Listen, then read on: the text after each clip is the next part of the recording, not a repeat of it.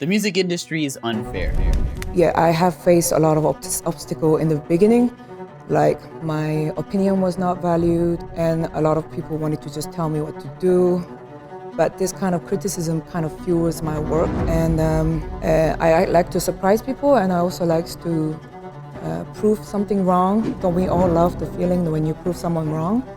So yeah, I took that criticism to it was the criticism fueled my work.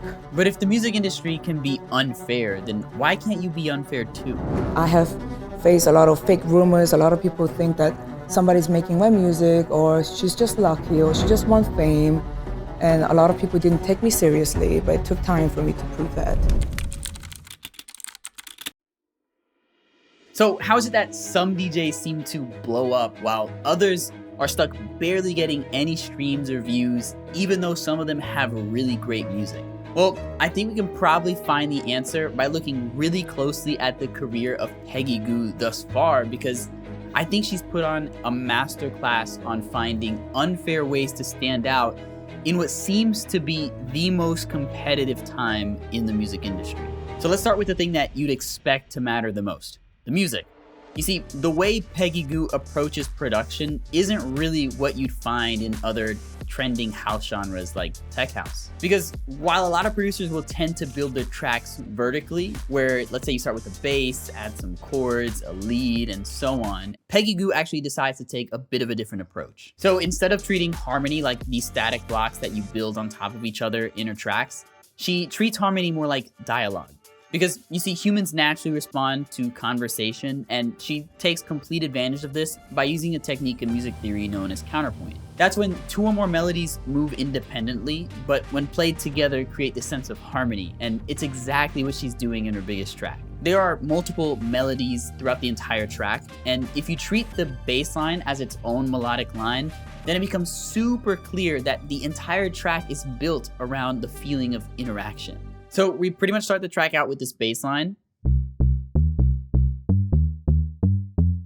And then the synth melody comes in, and it's not completely copying the bass, but it is starting to add this sense of harmony. But then just when you think you've heard the full loop, then the vocals come in and create this new conversation with the bass, creating a new sense of harmony. I can't explain, I got a feeling that I can't erase. So each melody is simple and memorable by itself, but when you combine them, it creates a sense of movement and tension and harmony without needing a traditional chord progression. But let's be honest, writing smart music isn't really gonna guarantee attention. There's plenty of technically talented producers out there, but what made Peggy Gou stand out wasn't the fact that her music sounded different, it's because it felt different. Yeah, I heard that you moved to London when you were a teen. And Teenager, yeah. Yeah, you're based on Berlin. Right now, yes. But you were born in Incheon, I-Town. Dongincheon. 동인천, East I-Town. This is why I'm not Kumsujo. I was actually born in Dongincheon. Okay. And I moved to London when I was 15 because I wasn't really doing well in Korea. I was a rebel. 말 안 듣는.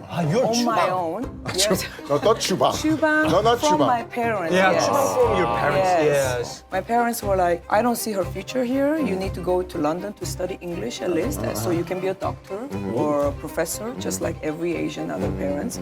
And then I went to London when I was 15 alone.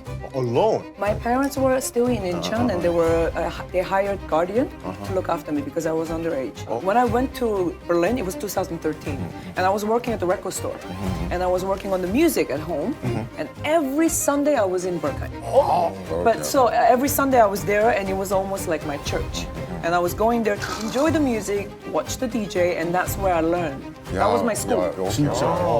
And I was thinking to myself on the DJ booth, I want to play there. Wow. And I made it happen. You made it, you made it. Proud of Peggy Gou. So one of the things that gave Peggy Gou an edge in music wasn't insane production or throwing a bunch of money at ads.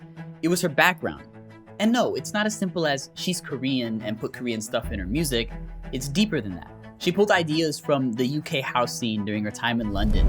When I moved to London, I was 14, and learning different language was very difficult for me. But by learning another language, it kind of opens up different perspective. And I was able to, it opened up my mind, and I was able to see things from different perspective. And I think it had impact on my life. She borrowed sound design from German tracks she discovered while living and working in Berlin.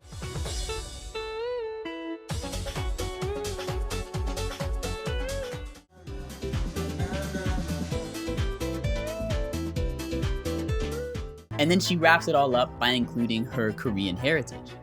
I try to, for example, when before I put up lyrics in Korean, I try to do in English. But sometimes when I find a record that's not my language, it somehow becomes precious. And I wanted to try singing in Korean, and I was afraid in the beginning how people are gonna think about my voice or how is this language is gonna sound.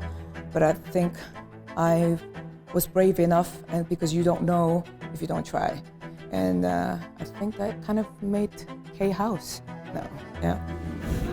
The point is, she used what she had, her experiences, her influences, and of course, her culture, and combined them into something that ended up being her unfair advantage. And even if you might not believe it, you also have unfair advantages.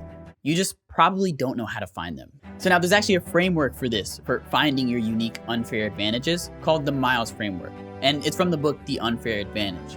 But the book is geared more towards entrepreneurs and business, so I've decided to summarize it and rework it completely for musicians and artists, and you can pick up the Notion completely for free and check it out down below in the description.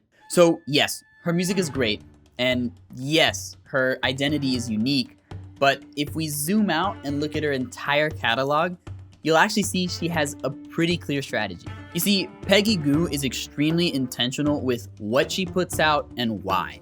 So let's take a look at her biggest track, because it honestly doesn't just appeal to fans of house music. She uses retro sound design to kind of tap into that feeling of nostalgia and potentially bring in an older crowd. And then she keeps the production and arrangement similar for the fans of house music. And then she leans into these music theory techniques that show up more outside of house music to bring in those listeners that aren't really familiar with the super niche genres of house. So songs like these end up being her top of funnel. But once you're pulled in, her middle of the funnel tracks are meant to keep you there. So these songs are built for more deeper listening and expression from her as an artist, but they still have some level of mainstream appeal to stay relevant. And then there's the bottom of the funnel. This is where she honestly stops trying to reach out and gets real. So here she gets way more experimental, she leans deeper into the Korean vocals, and sometimes she honestly just strays away from house music altogether. Now, these tracks show who she really is, and while they might not be meant for everyone, they appeal to the ones who connect with her the most. And if you want to see how DJs and producers are doing just that, then you need to watch this playlist next.